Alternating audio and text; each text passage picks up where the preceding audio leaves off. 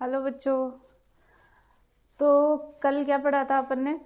Biomolecule पढ़ना start किया था, जीवाणु वाला टॉपिक। और उसमें अपन ने देखा था कि जो ग्लूकोज और फ्रुक्टोज था उसकी स्ट्रक्चर अपन ने देख ली थी। देखो उसकी रिएक्शन है, जैसे अपन ने HNO3 से करवा दी, ठीक है, HI से करवा दी, रेने निकल से करवा दी, H2SO4 से करवा दी, या एसिटिक एनहाइड्राइड से करवा दी। वो बहुत ईजी गोइंग, आपको पता चल जाएगा, उससे आप रिएक्शन कर सकते हो। और इतने क्वेश्चन भी नहीं आए हुए, तो वहाँ तक अपन नहीं जा रहे। मैं बता रही हूँ कि आपसे स्ट्रक्चर नहीं बनती है, या स्ट्रक्चर जो आ सकती है, ठीक है, उसके बेसिस पे अपन बात कर रहे हैं। तो पहले तो आप मुझे ऐसे बताओ, कितना लोड आ रहा है आप पे एग्जाम का? लग रहा है कि कितने मार्क्स ले आओगे? ऐसे कोई बच्चे जिनको लग रहा है कि हाँ हम पूरा 50+ अभी अगर एग्ज़ाम हो जाए तो कर सकते हैं, या फिर एक कैटेगरी वाले तो ये वाले बच्चे, दूसरे वाले ऐसे सोचते कैसे ना करके 13 नंबर 9 नंबर जितने से पास होते हैं वो वाले, क्योंकि केमिस्ट्री में किसी की ऑर्गेनिक में हालत ख़राब है, किसी को ऐसे लग रहा है कि ठीक है अभी थोड़ा ट्रैक पे आया है और वीडियोस कंप्लीट करेंगे तब तक अपन कर लेंगे। तो देखो जितने आने हैं ना वो तो आ जाएंगे, लेकिन तुम्हारा काम क्या है कि जो करवाया जा रहा है उसको आप कंटिन्यू कर लो, ठीक है। और जब मतलब 20 या 22-25 दिन बाद में मैं आपको बता दूंगी कि चलो ये देखो 30 नंबर का हो गया है, जिसको आगे नहीं करना इसी को बार बार करके आप 30 नंबर इजी गोइंग ला सकते हो। तो 30 नंबर ये हो जाते हैं, 44 नंबर तुम्हारे यहाँ से भेज देते हैं, 74-75% तो हो लिए, 10-20 तो तुम इधर से भी देख ही लेते हो एग्जाम में। इतना क्या हार्ड होता है तुम्हारा, ठीक है। तो अपन चलते हैं इसमें। बाकी आप लोगों को कुछ बताना हो या ऐसा हो कि भाई थोड़ा लोड आ रहा है, लाइव वाले सेशन होने चाहिए, तो मुझे बता देना। अब एक बात तो मैं ना रोज़ यूँ बोलती हूँ कि तुम ये वाली चीज़ का आंसर मुझे कमेंट सेक्शन में बताओ, या कौन सा टॉपिक पढ़ना है मुझे ये कमेंट सेक्शन में बताओ। मुझे उसका कोई रिप्लाई मिल नहीं रहा है, तो मुझे लगता भी नहीं है कि तुम लोग देख रहे हो। और फिर जैसे बंद करूँगी ना वैसे वापस करने लग जाओगे कि नहीं हमारी तो पढ़ाई नहीं हो रही है, हमसे तो ये नहीं हो रहा, ये करवा दो वो करवा दो, खासकर ये भीलवाड़ा वाले बच्चे। तो अभी बताओ क्या करना है, क्योंकि मेरे पास जब तक कमेंट्स नहीं आएंगे मैं फिर से बीच में क्लासें रोक दूंगी, और फिर एग्ज़ाम टाइम है, ऑल अप टू यू। देखो इधर से देखो, अपन ने कल क्या देखा था? 3 चीज़ें देखी थी ना। मोनोसेकेराइड अपन ने पढ़ लिए थे। मोनोसेकेराइड में तुम्हारे 2 ही आते हैं, एक तो ग्लूकोज आता है, एक फ्रक्टोज आता है। दूसरा अपन ने क्या पढ़ा था?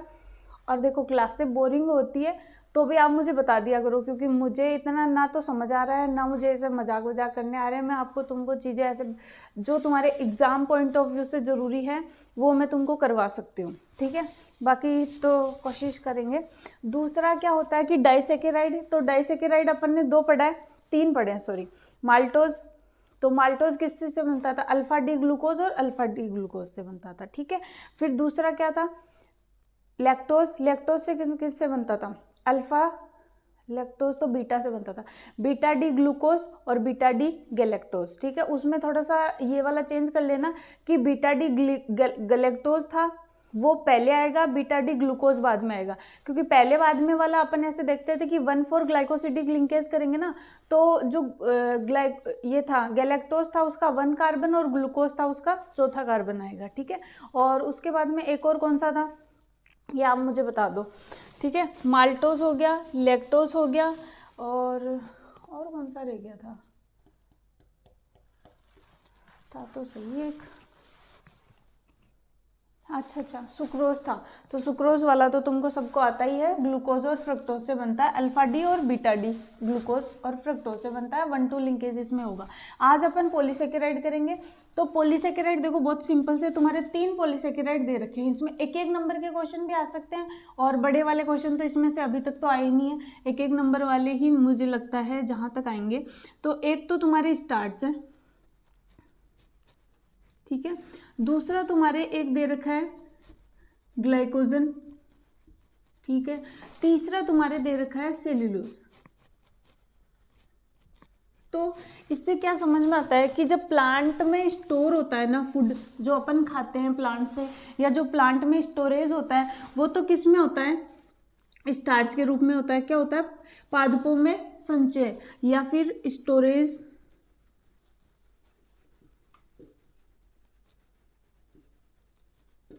प्लांट्स, ठीक है।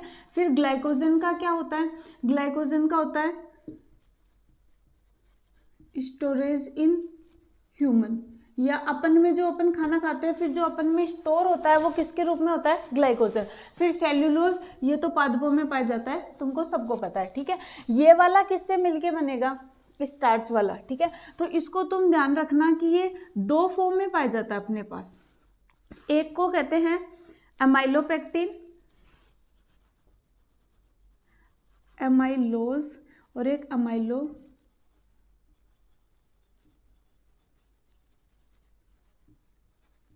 ये दो फॉर्म में पाया जाता है, ठीक है। हाँ, तो इसमें अपन ये देखेंगे कि ये जो होता है वो तो 15 से 20% तक होता है, ये वाला पार्ट तो, और ये होता है 80 से 85% होता है। इसमें जितना मैं बताऊँ उतना ध्यान रख लेना, स्ट्रक्चर का अगर आपको जरूरत पड़ेगी तो बता देना, मैं बनवा दूंगी, ठीक है। दूसरा ये हो गया। फिर ये सोल्यूबल होता है पानी में, घुलनशील होता है, ठीक है, और ये होता है अघुलनशील,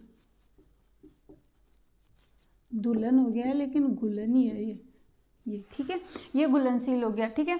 दूसरा अपन देखते हैं कि ये वाला हो गया, इसमें होता है जो 1,4 लिंकेज होता है, 1,4 ग्लाइकोसाइडिक बंध पाया जाता है इसमें।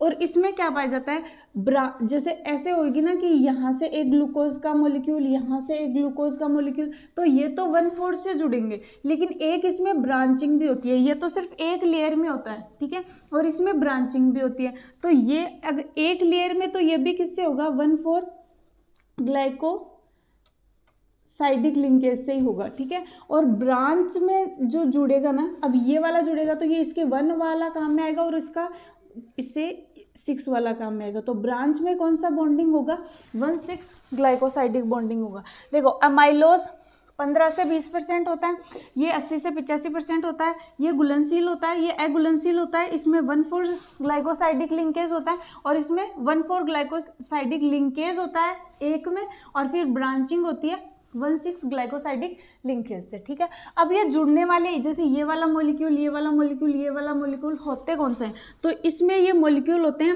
अल्फा डी ग्लूकोज, मतलब सारा अल्फा डी ग्लूकोज से ही मिलके बना होता है। और इसमें भी क्या होते हैं, अल्फा डी ग्लूकोज ही होते हैं।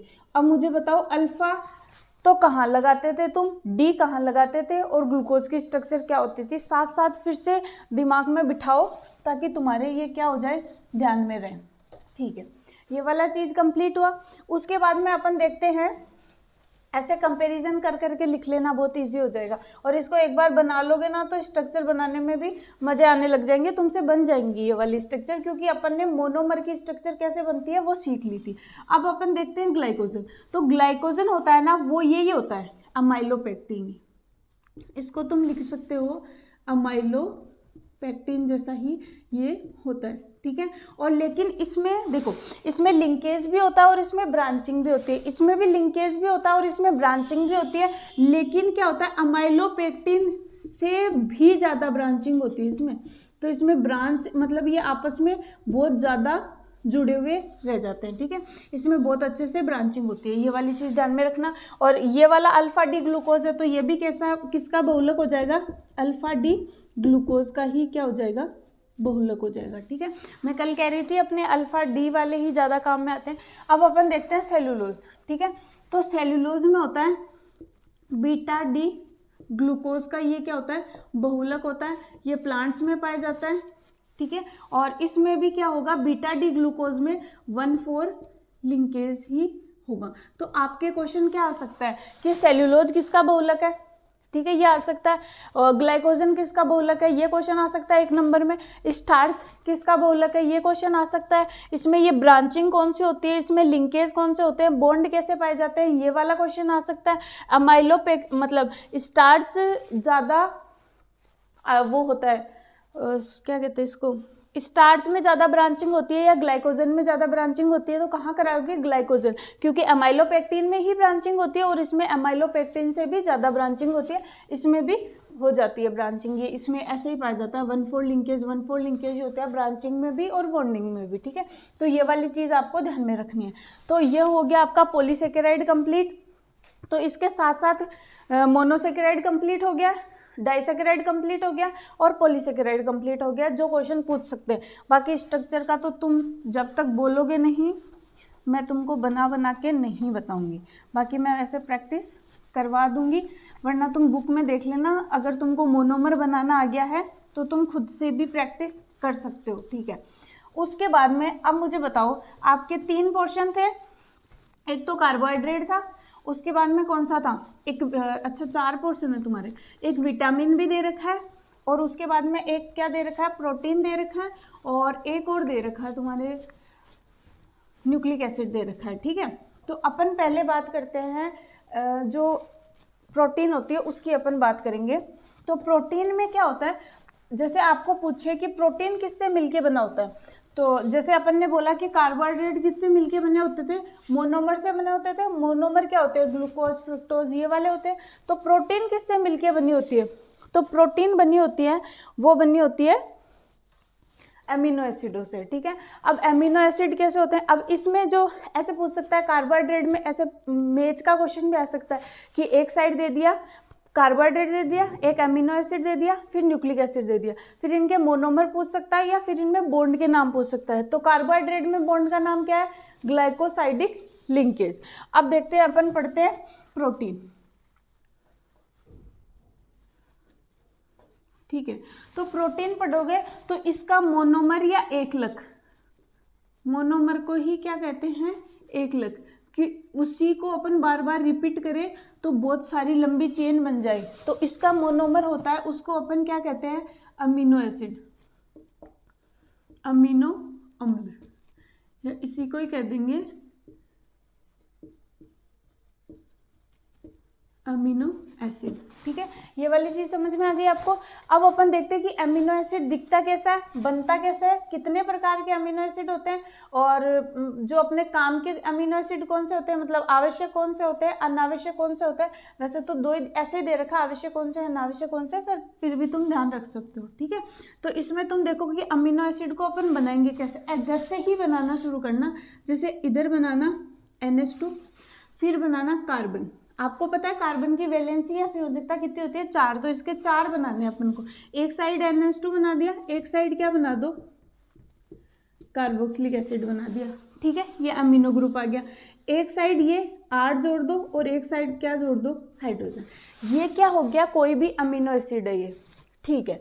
अब इसमें अमीनो एसिड कितने प्रकार के होते हैं और उसके प्रकार, जैसे अमीनो एसिड की स्ट्रक्चर मैंने यही बता दी, तो इसमें अमीनो एसिड कैसे कैसे डिफरेंस हो सकते हैं वो अपन देखते हैं। तो अमीनो एसिडों में क्या करना है, टोटल जो अमीनो एसिड होते हैं वो पाए जाते हैं, वो कितने प्रकार के पाए जाते हैं, 20 प्रकार के अमीनो एसिड पाए जाते हैं। और वो 20 में चेंजेस कैसे होते जाते हैं, तो इसमें देखो ये वाली जैसे 4 वैलेंसी है ना, तो उन 4 वैलेंसी में ये वाली और ये वाली, ये 3 तो बिल्कुल चेंजेस होंगी ही नहीं। इसका R ग्रुप चेंज होता रहता है। जैसे R बराबर क्या हो गया, हाइड्रोजन, R बराबर क्या हो गया, CH3, R बराबर हो गया CH2OH, R बराबर हो गया CH2 या फिर बोलते थे COOH, या बोलते R बराबर क्या हो गया CH2SH।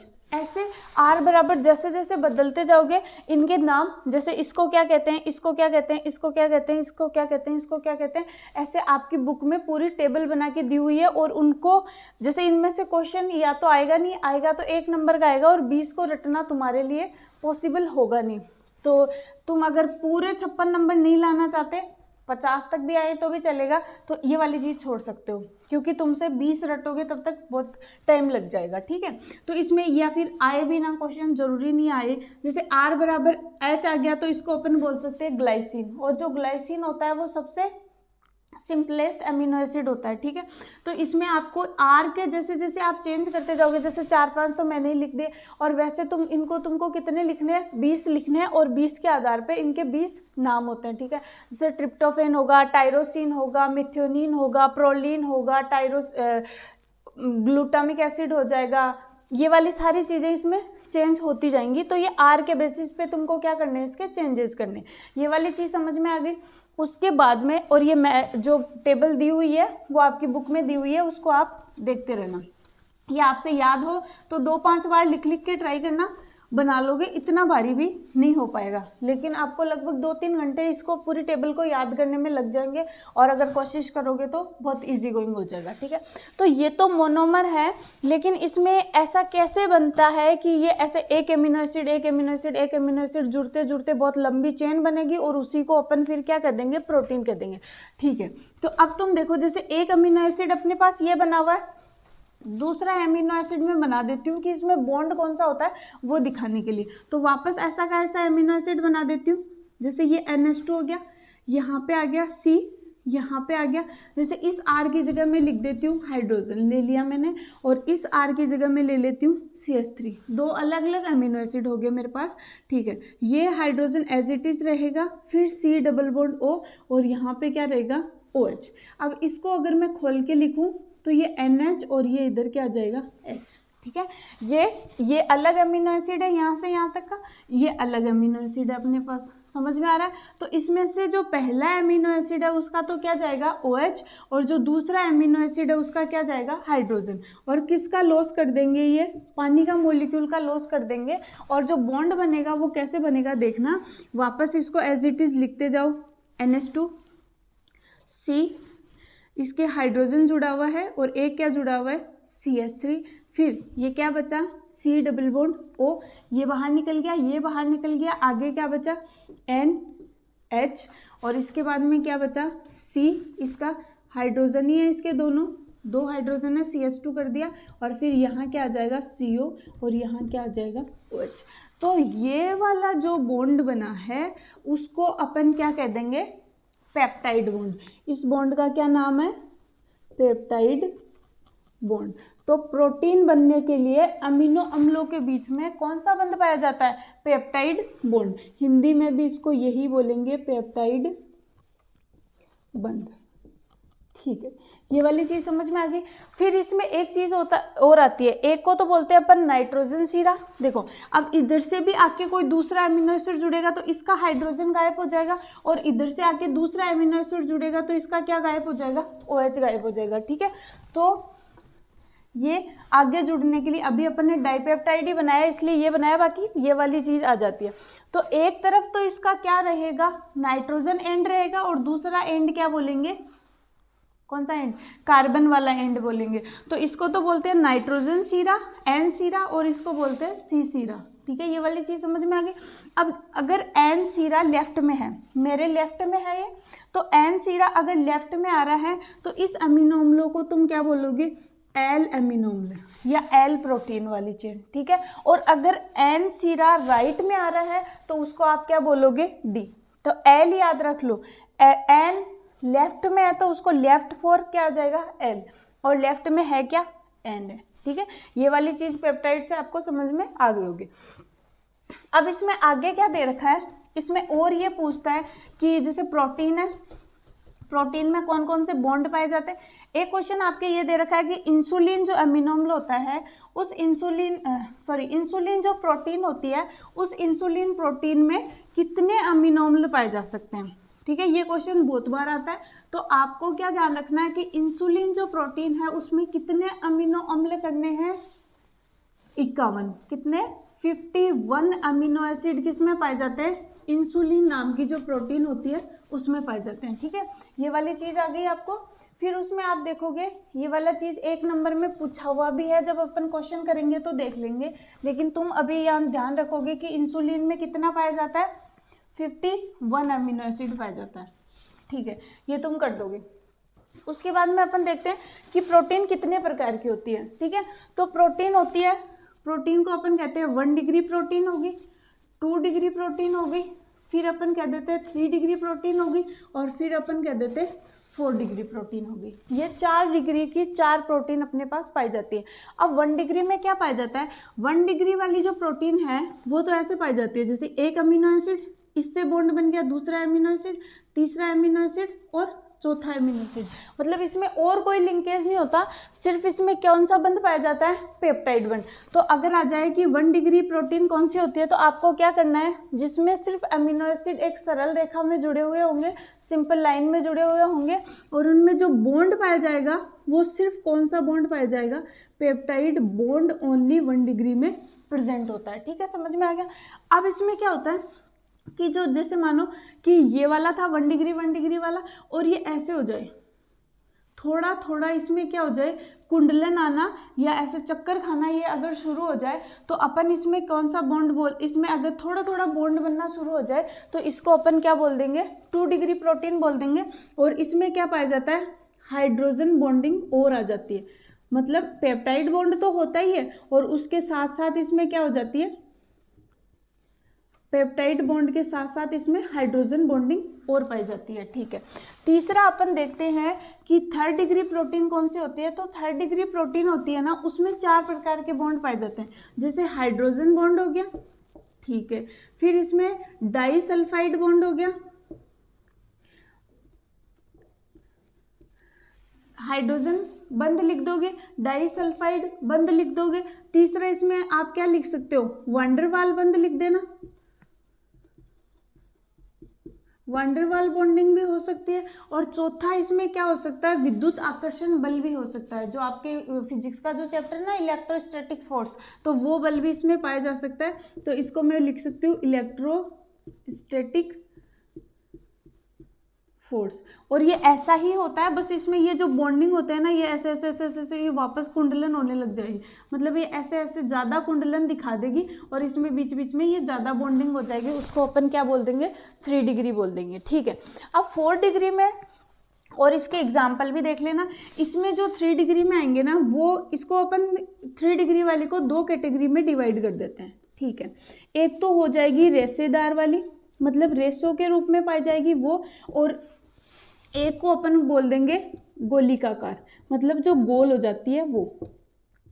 ठीक है, अब इसमें क्या होता है, रेशेदार और गोलिकाकार में क्या होता है, जो रेशे वाली होती है ना, वो तो पानी में क्या होती है, इनसोल्यूबल होती है, पानी में नहीं घुलती है। ठीक है, रेशेदार में जैसे अपने बाल है, रेशे से ही है, इसमें कौन सी प्रोटीन पाई जाती है, क्रिएटिन प्रोटीन पाई जाती है। तो आप इसमें रेशेदार का एग्जाम्पल ध्यान में रख लो, क्रिएटिन, तो उससे तुम आराम से इसके बारे में, गुणों के बारे में लिख सकते हो।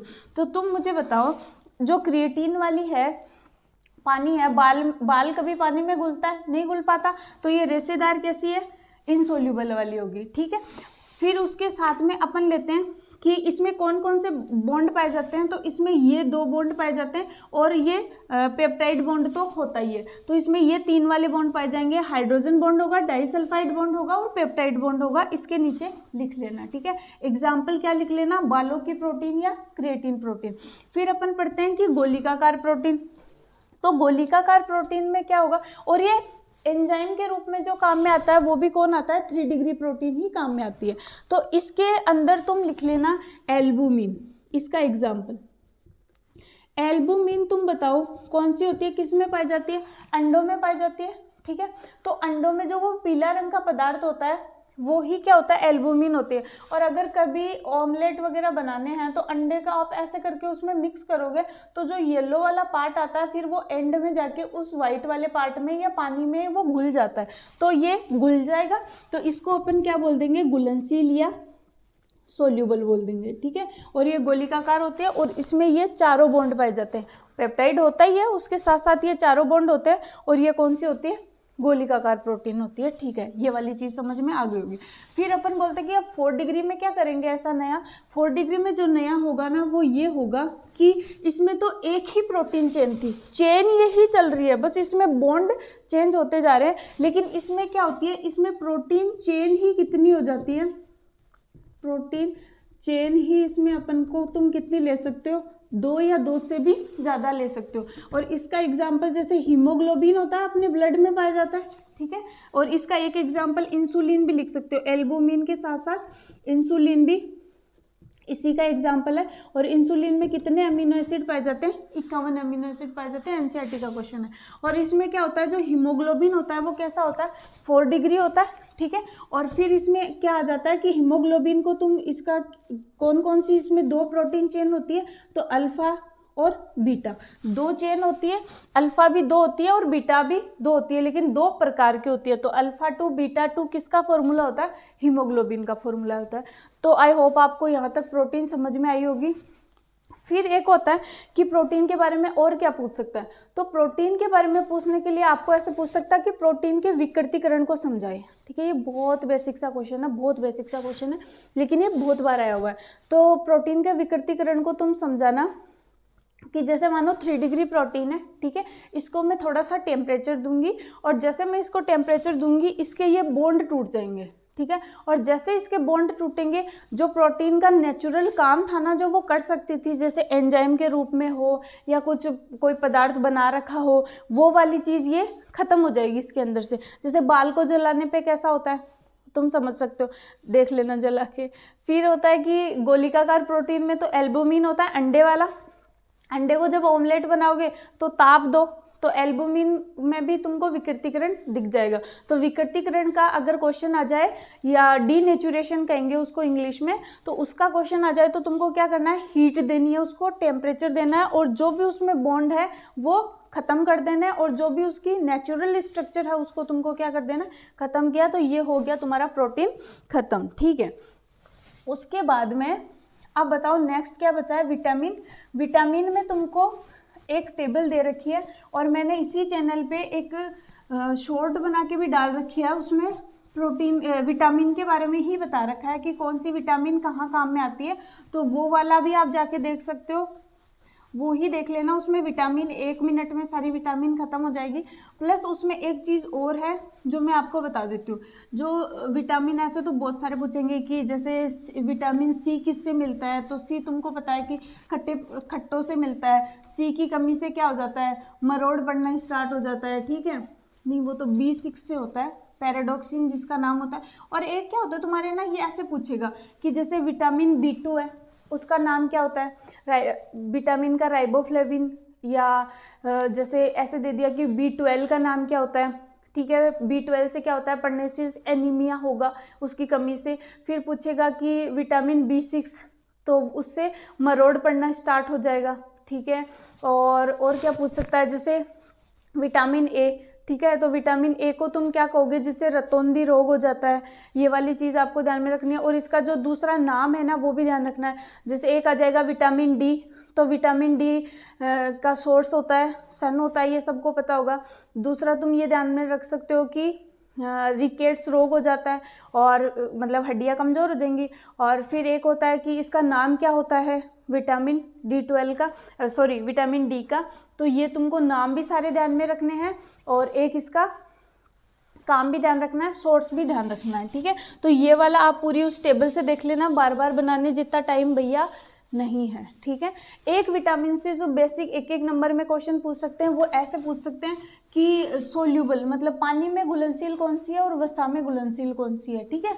तो तुम एक चीज जैसे दोनों चीज पूछे ना, तो उसमें से कंफ्यूज होने के चांसेस रहते हैं। तुम ऐसे ध्यान में रखोगे कि वसा में ये घुलता है और पानी में ये घुलता है, ठीक है। तो तुम्हारा क्या हो जाएगा कि कंफ्यूज हो जाओगे कि ये ले वसा में कौन सा था, या फेट में कौन सा था, और वाटर में कौन सा था, ऐसे कंफ्यूजन हो जाएगा। तो तुमको क्या करना है, उसमें से तुम ऐसे एक चीज ध्यान रखना कि पानी में क्या घुलेगा, इतना ध्यान रखोगे, उससे भी तुम्हारा काम हो जाएगा। जैसे दो होते हैं, दो प्रकार की विटामिन होती है। एक तो मैं बोल देती हूँ फेट सोल्यूबल, वसा में जो घुलेंगी। वसा में देखो फेट होती है अपनी बॉडी में स्टोर रहता है, लेकिन पानी स्टोर नहीं रहता, निकल जाता है वो पानी, ठीक है। और फेट तो स्टोर रहता है, तभी तो अपन मोटे होते हैं।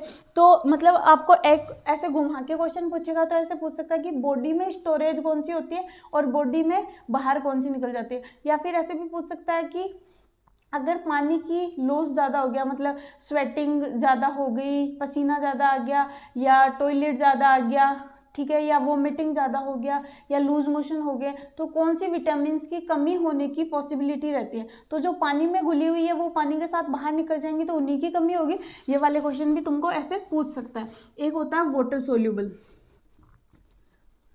ठीक ठीक है। तो वाटर सोल्यूबल को तुमको ध्यान रखना है, विटामिन बी और विटामिन सी, ये दोनों कैसी है, वाटर सोल्यूबल होती है, ठीक है। तो विटामिन बी होती है, बी में बहुत सारे हैं, B2 है, B6 है, B12 है, B8 भी होते हैं, और भी कुछ होते हैं। तो इसमें तुमको ध्यान रखना है कि जो विटामिन B12 होती है ना, मतलब BC सोल्यूबल होते हैं, लेकिन फिर भी जो B12 होती है ना, वो क्या होती है, इनसोल्यूबल होती है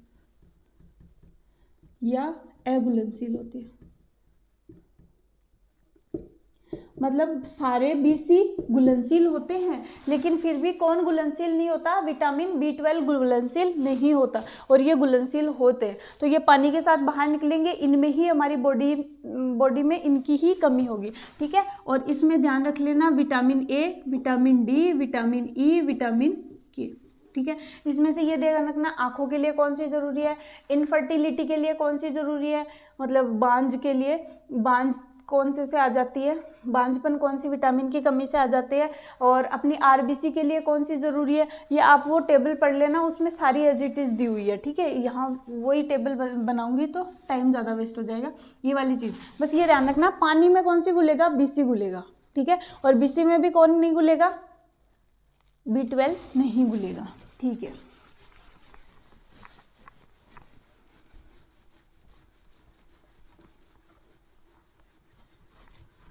अब विटामिन खत्म हो गया। एंजाइम्स में क्या होता है, एंजाइम प्रोटीन ही होते हैं, लेकिन एंजाइम प्रोटीन वो प्रोटीन होती हैं जो कुछ जो अपनी शरीर की एक्टिविटीज़ होती है, बॉडी की एक्टिविटीज़ होती है, उनको कंप्लीट करवाती है। जैसे अपन ने पढ़ा था काइनेटिक्स पढ़ोगे ना तुम, तो काइनेटिक्स पढ़ोगे तो इसमें रिएक्शन ऐसे जाती है, यहाँ पे रिएक्टेंट होता है, फिर एक्टिवेशन एनर्जी आती है, फिर रिएक्टेंट होता है, तो सॉरी प्रोडक्ट होता है। तो जो जैसे माना कि बिना कैटलिस्ट के या बिना एंजाइम के अगर मेरी रिएक्शन ऐसे जा रही थी, मतलब उसको एनर्जी इतनी चाहिए थी, तो अगर मैं एंजाइम डाल दूंगी तो उसको इतनी चाहिएगी। मतलब एंजाइम का काम क्या होता है, जो भी रिएक्शंस होती है जिसमें ज़्यादा एनर्जी चाहिए, उस एनर्जी को क्या कर देगा, कम कर देगा, ठीक है। और एक एग्जाम्पल दे रखा है, जैसे माल्टोज था, माल्टोज होता है, तो माल्टोज मैंने कल ही बताया था किस में टूटेगा, अल्फा डी ग्लूकोज और अल्फा डी ग्लूकोज में टूटेगा, और उसको तोड़ेगा कौन, उस एंजाइम का नाम होता है माल्टोज के लिए जो एंजाइम होता है उसको कहते हैं माल्टेज, और माल्टेज क्या करेगा, अल्फा डी ग्लूकोज और अल्फा डी ग्लूकोज में तोड़ देगा। अब इसके बाद में आपका बचा एक न्यूक्लिक एसिड वाला पार्ट, ठीक है। तो न्यूक्लिक एसिड वाला पार्ट तो बहुत अच्छा सा पार्ट है, और उसको तो तुमको करना चाहिए। उसमें 2-3 नंबर का क्वेश्चन, ऐसे बड़ा क्वेश्चन आने की भी पॉसिबिलिटी रहती है, ठीक है। तो इसमें आपको 3 चीज़ें सीखनी है। एक तो नाइट्रोजनी बेस, जिसको तुम बोलोगे क्षार, नाइट्रोजनी क्षार, ठीक है। एक बोलोगे राइबोज शर्करा, राइबोज या डिऑक्सी राइबोज, और वो किस में पाई जाती है, ये वाली चीज़ तुमको देखनी है। और एक इसमें फॉस्फेट ग्रुप आता है, तो फॉस्फेट ग्रुप का तो फॉर्मूला होता है ये, ठीक है। अगर ये तीनों जुड़ जाएंगे, देखो नाइट्रोजनी सार और शर्करा, शर्करा मतलब शुगर, शुगर और फॉस्फेट ग्रुप, ये तीनों जुड़ेंगे तब तो क्या बनेगा, न्यूक्लियोटाइड। याद रखना तीनों, टाइड आ रहा है ना, टी आ रहा है, तो तीनों जुड़ेंगे जब तो टाइड, और 2 जुड़ेंगे, ये दोनों ही जुड़ेंगे तब उसको बोलेंगे न्यूक्लियोसाइड, ठीक है। तो न्यूक्लियोसाइड और न्यूक्लियोटाइड में किसका डिफरेंस है, न्यूक्लियोटाइड में से PO4-3 घटा देंगे तो क्या बन जाएगा, न्यूक्लियोसाइड बन जाएगा। अब पहले अपन को राइबोज शुगर समझनी पड़ेगी। देखो इसमें अपने काम में आता है ना, वो काम में आता है बीटा डी राइबोज, ठीक है।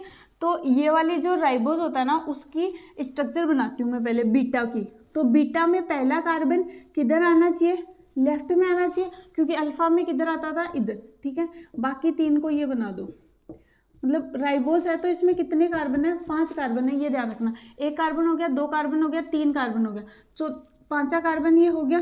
चौथे कार्बन से डी और एल डिसाइड होता है, कल अपन ने पढ़ लिया था। तो डी लगाने के लिए OH किधर आना चाहिए, राइट में ही आना चाहिए, ठीक है। कंप्लीट, बाकी में लगा दो हाइड्रोजन, ये हो गया तुम्हारे पास राइबोज। अब इससे क्या होता है, ये वाला जाके अटैक कहाँ करेगा, इस वाले पे, ठीक है, ये वाली चीज़ बनेगी। तो इसके आप बनाओ, तो 1 2 3 4 और ये क्या हो जाएगा 5, ये 5 कार्बन का बनेगा, ये ऑक्सीजन आ गया, ये बन गया अपने पास, ठीक है। इसमें अपन देखो कि ये कैसे जुड़ेगा, मैंने क्या बोला था, जो राइट हैंड में आता है, ठीक है, राइट हैंड वाले को कहाँ लेके जाना है, नीचे लेके जाना है। तो राइट हैंड में कौन आ रहा है, OH आ रहा है, तो इसको पहला ये 1 नंबर दे दो, ये 2 नंबर, ये 3 नंबर, ये 4 नंबर, ठीक है। तो राइट हैंड में आ रहा है तो इसको लगा दो इधर हाइड्रोजन, फिर इधर लगा दो OH, फिर इधर लगा दो OH, फिर इधर ये OH हो ही गया और ये लग जाएगा CH2OH और ये आ गया हाइड्रोजन। अब बाकी बचे हुए को, इधर क्या बचा हुआ है, OH बचा हुआ है, इधर क्या बचा हुआ है, हाइड्रोजन, ये क्या बचा हुआ है, हाइड्रोजन, ठीक है। ये वाली चीज़ होगी तुम्हारे पास। अब ये तो एक तो होता है DNA और एक RNA। तो RNA का नाम होता है राइबोज न्यूक्लिक एसिड। तो राइबोज में तो कौन सी शुगर आएगी, यही वाली काम में आएगी। और DNA में क्या होता है, डीऑक्सी राइबोज, मतलब एक ऑक्सीजन को हटाना है, डीऑक्सी, डी का मतलब हटाया, किसको, ऑक्सी, एक ऑक्सीजन को हटाना है। तो कौन से वाले ऑक्सीजन को हटाना है, जो राइबोज शुगर पे दूसरे नंबर के कार्बन पे जो ऑक्सीजन है उसको हटाने पे ये कौन सी शुगर हो जाएगी, डीऑक्सी राइबोज हो जाएगी। तो राइबोज और डीऑक्सी राइबोज में डिफरेंस समझ में आ गया। PO4 का कुछ नहीं है भाई, ये हो गया तुम्हारे पास फॉस्फोरस, ये हो गया एक ऑक्सीजन, ये एक ऑक्सीजन, ये एक ऑक्सीजन, ये एक ऑक्सीजन, इस पे एक माइनस, इस पे एक माइनस और इस पे एक माइनस। तो O4 और -3 ये तुम्हारे पास हो गया फॉस्फेट की स्ट्रक्चर। फिर अपन बोलते हैं नाइट्रोजनी बेस। तो नाइट्रोजनी बेस जो होते हैं ना वो 5 होते हैं।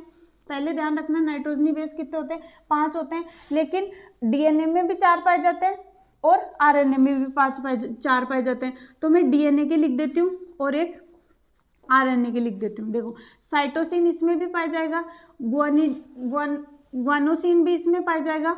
तो साइटोसिन हो गया, ग्वानोसिन हो गया, थाइमिन हो गया और एडेनिन हो गया, ये 4 इसमें पाए जाते हैं। इसमें क्या होता है, साइटोसिन भी होता है, ग्वानिन भी होता है, एडेनिन भी होता है, लेकिन थाइमिन नहीं होता। थाइमिन की जगह इसमें क्या पाया जाता है, यूरेसिल पाया जाता है। तो ये तो 4 किस में पाए जाते हैं, DNA में, और ये 4 किस में पाए जाते हैं, RNA में, ठीक है। इसका नाम क्या है, C4 cytosine, G4 guanosine, T4 thymine और A4 एडेनिन और U4 यूरेसिल, ठीक है। ये वाली चीज कंप्लीट होगी।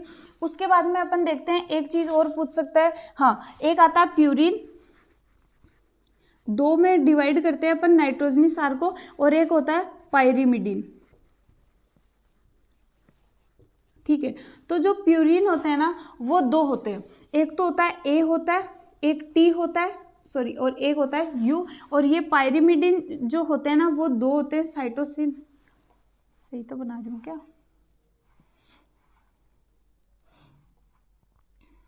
एक मिनट,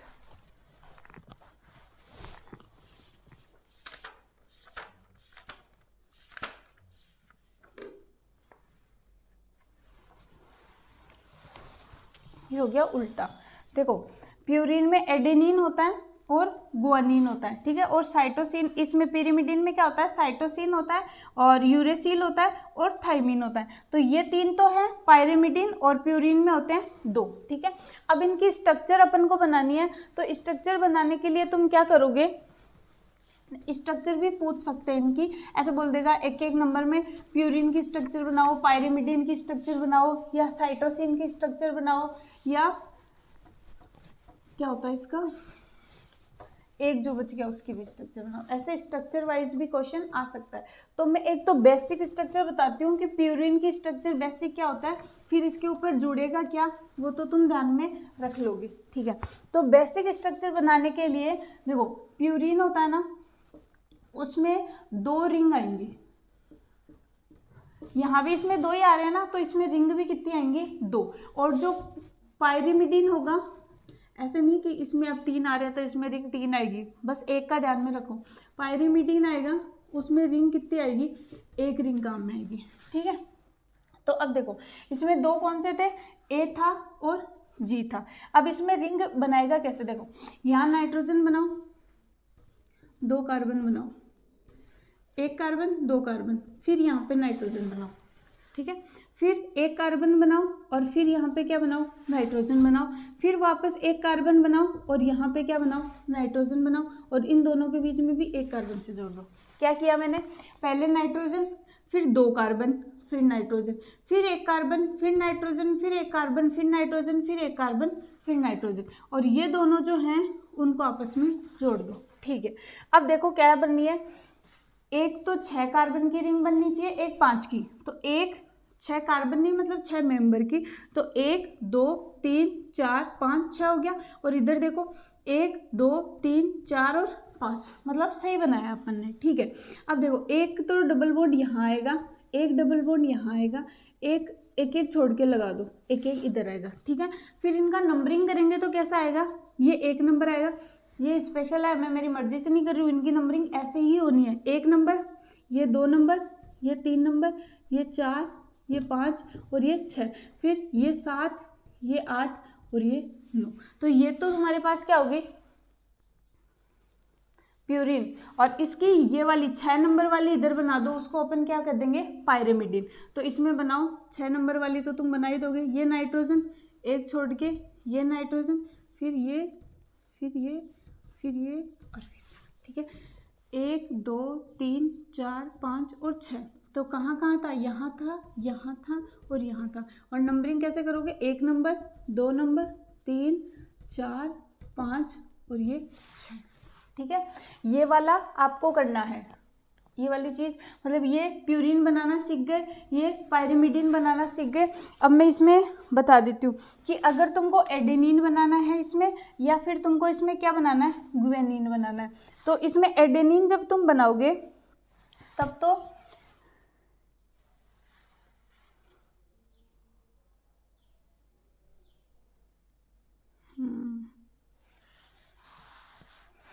ये एडेनिन जब बनाओगे तब चौथे कार्बन पे तुमको क्या लगाना है, NH2, मतलब यहाँ पे सिर्फ क्या आ जाएगा, NH2। तो ये तुम्हारे पास क्या हो जाएगी, एडेनिन की स्ट्रक्चर हो जाएगी। और जब आपको ग्वेनिन बनाना है तब तुम क्या करोगे,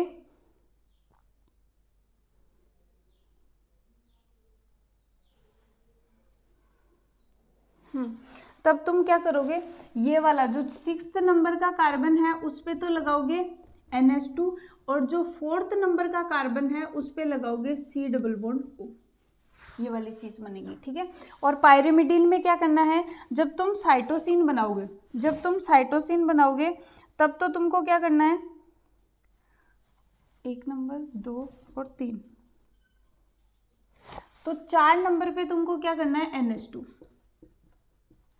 ठीक है, और 2 नंबर पे आपको 2 नंबर के कार्बन पे क्या करना है, C डबल बॉन्ड O। ठीक है, और फिर आपको जब आप थाइमीन बनाओगे, ये तो था साइटोसिन का काम, और जब आप थाइमीन बनाओगे तब आपको क्या करना है, इसमें तो बहुत सारी चीज़ें जुड़ेंगी भाई। हाँ, इसमें जो ये 2 नंबर का कार्बन है उस पे तो सेम क्या आएगा, 2 नंबर के कार्बन पे तो डबल बॉन्ड O आ जाएगा, और एक आएगा 5 नंबर के कार्बन पे एक आ जाएगा CH3, ये वाली चीज़ आएगी। और इसमें क्या करना है, यूरेसिल में एक और है, इसमें 4 नंबर के कार्बन पे आएगा, इसमें 2 नंबर के कार्बन और 4 नंबर के कार्बन दोनों पे ही क्या आएगा, C, मतलब डबल बॉन्ड O लगाना है। फिर आप यूरेसिल बनाओगे तो यूरेसिल में आपको क्या करना है, 2 नंबर के कार्बन और 4 नंबर के कार्बन दोनों पे ही क्या लगाना है, डबल बॉन्ड O लगाना है, और इसमें थाइमीन नहीं आएगा। देखो मैंने क्या बनाया, पहले प्यूरिन बनाना सीखे, पायरिमिडिन बनाना सीखे। प्यूरिन बनाने के लिए क्या करना है, पहले नाइट्रोजन, फिर 2 कार्बन, फिर नाइट्रोजन, फिर 1 कार्बन, फिर नाइट्रोजन, फिर 1 कार्बन, फिर नाइट्रोजन, फिर 1 कार्बन, फिर नाइट्रोजन, और फिर इन दोनों को आपस में जोड़ दो। और ये नंबरिंग ऐसे ही दोगे जब ये वाली चीज़ें याद रहेंगी। ठीक है, इससे तुम साइटोसिन थाइमीन वाली चीज़ें बना के देख लेना। जैसे मैं तुमको बोलूँ कि मैं तुमको साइटोसिन बना के बताती हूँ, तो 4 नंबर के कार्बन पे NH2 लगाना है, 1 2 3 4, यहाँ पे मैंने क्या लगा दिया, ये NH2 लगा दिया। ठीक है, फिर बोलूँ 2 नंबर के कार्बन पे C डबल बॉन्ड O लगाना है, तो ये आ गया 2 नंबर का कार्बन, इस पे मैं लगा दूंगी C डबल बॉन्ड O। अब इस कार्बन को देखो, ये कार्बन है, 1 bond, 2 bond, 3 bond, 4 bond, 5 bond हो गए, 5 तो पॉसिबल नहीं है, तो अंदर वाले डबल बॉन्ड को हटा देना, तो ये तुम्हारा ऐसे बन जाएगा। ठीक है, साइटोसिन। तो ये वाली सारी चीज़ें तुम बना लोगे। फिर एक चीज़ और पूछता है कि जैसे ये होता है कि हाँ, इसमें ऐसे पूछोगे कि A तो बॉन्ड बनाएगा T से, और C बॉन्ड बनाएगा G से। और अगर थाइमिन, ये DNA के लिए है क्योंकि DNA में थाइमिन होता है, तो एडेनिन और थाइमिन के जो बॉन्ड बनेंगे बीच में वो कैसा बनेगा, डबल बॉन्ड बनेगा। और साइटोसिन और गुआनिन के बीच में जो बॉन्ड बनेगा वो कैसा बनेगा, ट्रिपल बॉन्ड बनेगा। और इन बंधों को क्या बोलते हैं, हाइड्रोजन बॉन्ड होते हैं ये। तो एडेनिन और थाइमिन 2 हाइड्रोजन बॉन्ड से बंधे होते हैं, और साइटोसिन और गुआनिन कौन से बंधे होते हैं, 3 हाइड्रोजन बॉन्ड से बंधे होते हैं। और अगर मेरे पास RNA होता तो एडेनिन 2 बॉन्ड से किससे बंधा होता, यूरेसिल से, और गुआनिन तो 3 बॉन्ड से किससे बंधा होता, साइटोसिन से। ये वाली चीज़ आपको समझ में आ जानी चाहिए थी। और शायद इसमें एक चीज़ और रह रही है जो अपन छोड़ रहे हैं, ठीक है। जो जो अपना DNA का स्ट्रैंड होता है ना, वो ऐसे होता है, उसको अपन लिख सकते हैं जैसे 3 डेज से 5 डेज की तरफ, ठीक है। अब ये डेज डैश कहाँ से लगाते हो, 3 कहाँ से लगाते हो, 5 कहाँ से लगाते हो, ये वाली चीज़ें आपको ध्यान में रखनी है। तो एक चीज़ और देख लो, इससे फिर ये ख़त्म हो जाएगा। आई थिंक वीडियो तो ज़्यादा लंबा हो गया है, लेकिन ये चैप्टर भी ख़त्म करना ज़रूरी है। टाइम नहीं है बिल्कुल, एग्ज़ाम का टाइम चल रहा है, तो थोड़ा लंबा ही तुम देख लेना। या फिर अगर बोर हो तो वही जोक तो मेरे को कुछ मारने आए नहीं है, तुम क्या करना, वीडियो को पॉज करके 2 बार देख लेना, आ जाएगा, ठीक है। अब तुम ऐसे करोगे कि जैसे मेरे पास वो था, राइबोस था ना, तो मैं जैसे DNA बना रही हूँ तो डीऑक्सी राइबोस, तो ये ऑक्सीजन, ये 5 बना दो, ये हो गया ख़त्म यहाँ तक। फिर OH, तो बीटा था ना, तो बीटा का OH किस में आया था, लेफ्ट में आया था। तो लेफ्ट में मतलब ऊपर की तरफ OH है, यहाँ हाइड्रोजन है, और यहाँ वाला जो O था वो अपन ने हटा दिया था क्योंकि ये अपन DNA के लिए बना रहे हैं। और यहाँ पे OH आएगा, यहाँ पे H आएगा, और ये क्या आ जाएगा, CH2OH, और ये आ जाएगा हाइड्रोजन। ये अपने पास क्या हो गया, राइबोस। इस राइबोस के ये कौन सा कार्बन है, पहला कार्बन, ये दूसरा, ये तीसरा, ये चौथा कार्बन, और ये कौन सा कार्बन होता है, 5वां कार्बन, ठीक है। तो अगर पहले कार्बन का जो ये ऑक्सीजन है यहाँ से जुड़ के अगर इस पे जुड़ जाएगा नाइट्रोजनी क्षार, तो अब नाइट्रोजनी क्षार इससे जुड़ेगा, और कौन से कार्बन पे जुड़ेगा, पहले कार्बन पे जुड़ेगा। तो इसको अब क्या नाम दे दूं, न्यूक्लियोसाइड हो गया ये, ठीक है। अब ये न्यूक्लियोसाइड बन गया। अब इसका जो 5वां कार्बन है, उस कार्बन से ये बॉन्डिंग बना के नहीं दिखा रही हूँ, वैसे OH हट जाएगा इसमें से, ठीक है। तो इसमें से अगर यहाँ पे 5वें पे, यह ध्यान रख लेना, याद रह जाएगा, 5वें कार्बन पे फास्फेट, पै और पै, ठीक है। तो फॉस्फेट इस पे जुड़ जाएगा PO4-3 के रूप में, तो इसको अपन क्या बोल देंगे, 5 एंड बोल देंगे, और ये वाला फर्स्ट हो जाएगा, ठीक है। ये क्या बन गया, अब न्यूक्लियोटाइड बन गया। न्यूक्लियोटाइड बनाना पूछोगे तो क्या करना है, पहले राइबोस बनानी है, पहले पे नाइट्रोजन बेस जोड़ देना, और यहाँ पे क्या जोड़ देना, फॉस्फेट जोड़ देना, ठीक है। अब ये 5 एंड हो गया इसका। अब इससे जैसे एक और उसमें जैसे न्यूक्लियोसाइडिक बॉन्ड बनेंगे, इसमें जैसे पेप्टाइड बॉन्ड बने थे, ग्लाइकोसाइडिक बॉन्ड बने थे, तो इसमें न्यूक्लियोसाइडिक बॉन्ड बनेंगे। अब यहाँ पे एक दूसरा और आएगा, ऑक्सीजन आ गया, बनाओ ऐसा का ऐसा, ये तुम बना ही लोगे अब तो। यहाँ पे OH आ जाएगा, यहाँ पे हाइड्रोजन, और यहाँ पे भी हाइड्रोजन, हाइड्रोजन, यहाँ पे OH आ गया, और यहाँ पे क्या था, CH2, और इससे क्या जुड़ा हुआ था, PO4 जुड़ा हुआ था, ठीक है। ये -3 वाला, ये 5 डेज हो गया ना, ठीक है, 5 एंड वाला हो गया। अब इसमें क्या करेगा, इसका तो तीसरा कार्बन पे जो ऑक्सीजन है वो अगर 2 को जोड़ना है तो ये 1 हो गया। अब डाई न्यूक्लियोटाइड बनाना ना, ये तो 1 न्यूक्लियोटाइड बन गया। तो डाई न्यूक्लियोटाइड बनाने के लिए पहला जो न्यूक्लियोटाइड लिया उसके तीसरे कार्बन वाला ऑक्सीजन, और जो 5वें कार्बन पे फॉस्फेट है, इन दोनों के बीच में क्या बन जाएगा, बॉन्ड। और वापस इधर नीचे कौन फ्री रह जाएगा, ऑक्सीजन, और ऑक्सीजन फिर नीचे 5 वाले से बॉन्ड बना लेगा।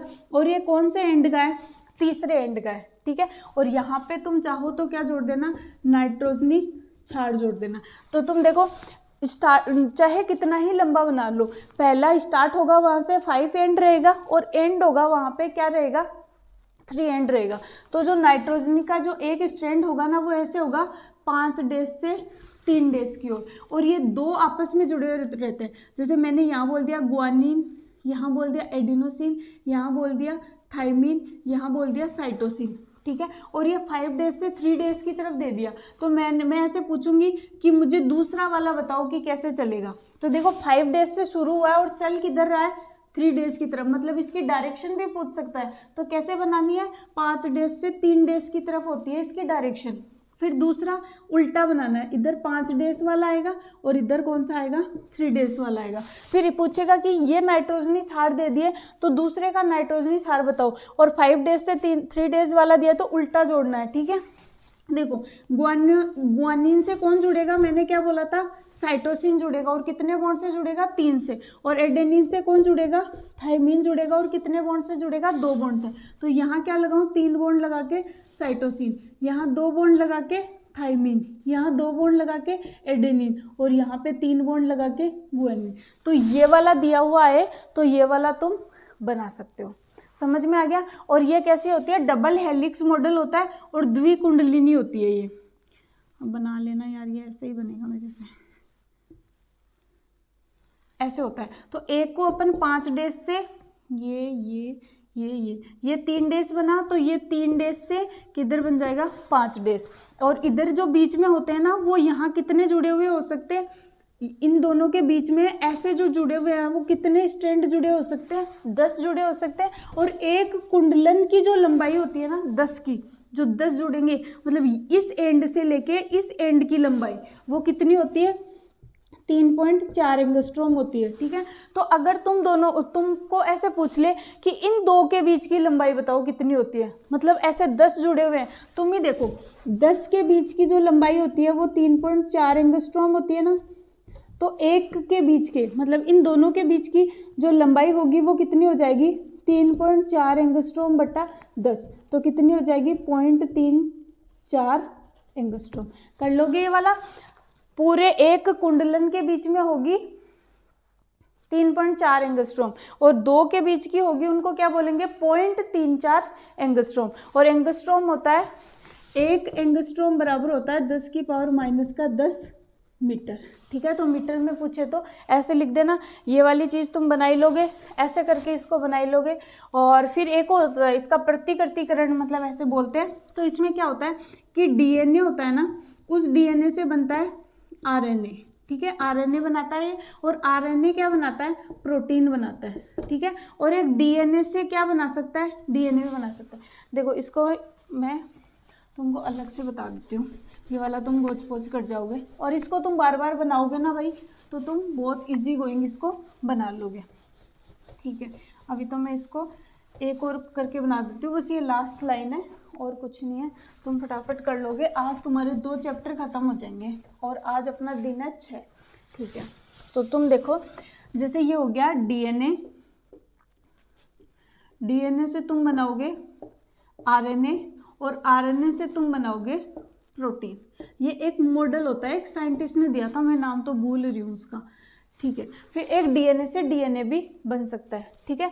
तो इसको बोलते हैं रेप्लिकेशन, डीएनए से डीएनए बनाना, रेप्लिकेशन, या इसको बोलते हैं प्रतिकृतिकरण, ठीक है। देखो हिंदी में कंफ्यूज हो जाओगे, अनुवादन और पता नहीं, मुझे भी नहीं पता इसका। इसमें डीएनए से आरएनए बनता है, उसको तुम कहोगे ट्रांसक्रिप्शन।